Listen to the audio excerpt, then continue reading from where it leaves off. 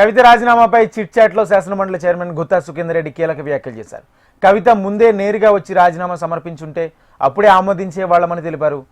కానీ అప్పుడు పిఏతో రాజీనామా పంపించారని తెలిపారు. భావోద్వేగంలో తీసుకున్న నిర్ణయమేనని భావించి కాస్త సమయం ఇచ్చామని తెలిపారు. బీఆర్ఎస్పై ఆమె కుటుంబంపై కవిత చేసిన వ్యాఖ్యలు ఆమె వ్యక్తిగతమని వాటిపై స్పందించనని గుత్తా సుఖేందర్ రెడ్డి తెలిపారు. ఇదే అంశానికి సంబంధించి పూర్తి సమాచారం మా ప్రతినిధి ప్రేమ్ అందిస్తారు. ప్రేమ్,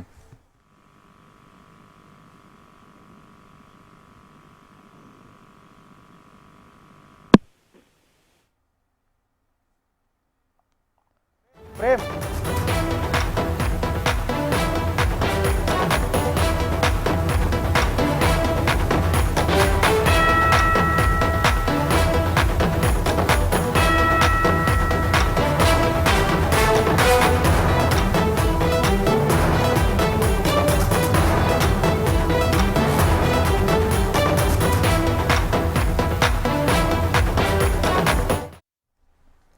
కవిత రాజీనామాపై చిట్చాట్లో శాసనమండలి చైర్మన్ గుత్తా సుఖేందర్ రెడ్డి కీలక వ్యాఖ్యలు చేశారు. కవిత ముందే నేరుగా వచ్చి రాజీనామా సమర్పించి ఉంటే అప్పుడే ఆమోదించేవాళ్ళమని ఆయన తెలిపారు.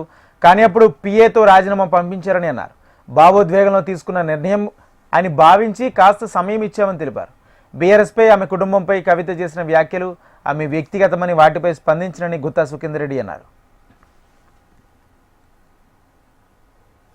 ఇదే అంశానికి సంబంధించి పూర్తి సమాచారం మా ప్రతినిధి ప్రేమ్ అందిస్తారు. ప్రేమ్, రాజేంద్ర, మీరన్నట్టుగా మండలి చైర్మన్ గుత్తా సుఖేందర్ రెడ్డి కొన్ని ప్రస్తుత రాజకీయాల మీద ఆసక్తికరమైనటువంటి కామెంట్స్ చేశారని చెప్పి చెప్పుకోవచ్చు. ముఖ్యంగా మొదటి నుంచి ఏదైతే ఎమ్మెల్సీ కవిత రాజీనామా విషయంలో తాను ఏదైతే బీఆర్ఎస్ సంబంధించినటువంటి నేతలు ఆరోపిస్తున్నట్టుగా కావాలని చెప్పి ఏ సభ్యుడైనా, ఏ వ్యక్తిగతంగా పార్లమెంట్ కానీ లేకపోతే రాజ్యసభ సభ్యుడైనా, ఎమ్మెల్యే అయినా ఎవరైనా రాజీనామా కోరుకున్నప్పుడు వారి ఎక్స్ప్రెషన్, వారికి ఉన్నటువంటి ఎందుకోసం రాజీనామా చేస్తారనేటువంటి అంశాన్ని చెప్పుకోవడం కోసం ఏ సభలో అయినా అవకాశం ఇస్తారు. దాన్ని బేస్ చేసుకునే పార్లమెంటరీ పద్ధతిలో భాగంగానే రాజ్యాంగాన్ని అమలు చేస్తూనే వాటి లోబడే మేము ఆమెకు మాట్లాడడానికి అవకాశం ఇచ్చాం. కానీ వారు వ్యక్తిగతంగా ఆ కుటుంబంపై చేసినటువంటి వ్యాఖ్యల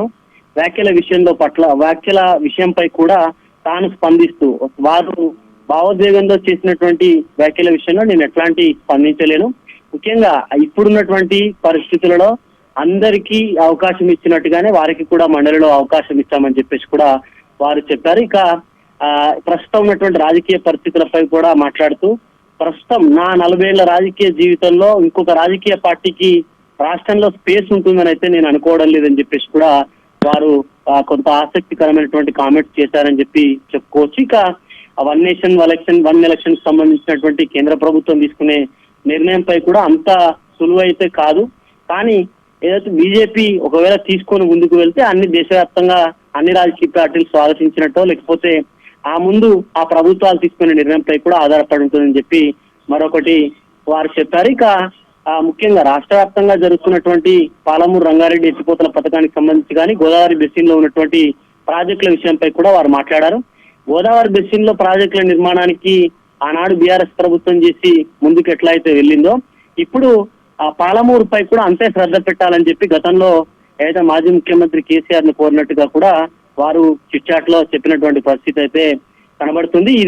ఈ రెండు అంశాలపై ముఖ్యంగా వారు ప్రస్తావించారు రాజేంద్ర. ఇంకా ముఖ్యమంత్రి ఇప్పుడు తీసుకున్నటువంటి హెల్త్ పాలసీకి సంబంధించి కానీ లేకపోతే పొల్యూషన్ దేశవ్యాప్తంగా ఢిల్లీ దేశ రాజధానిలో మనం పరిస్థితులు అయితే చూస్తున్నాం. అట్లాంటి పరిస్థితి రాష్ట్రంలో ఏ రాష్ట్రానికి ఎక్కడ పరిస్థితులకు ఏ ప్రాంతాలకు రావద్దని చెప్పి ఒక రాజకీయ నాయకుడుగా నేను కూడా కోరుకుంటాను. అట్లా ప్రభుత్వాలు కనుక వెళ్తే వాటిని స్వాగతించాలని చెప్పేసి కూడా వారు చిట్చాట్లో చెప్పారు రాజేంద్ర.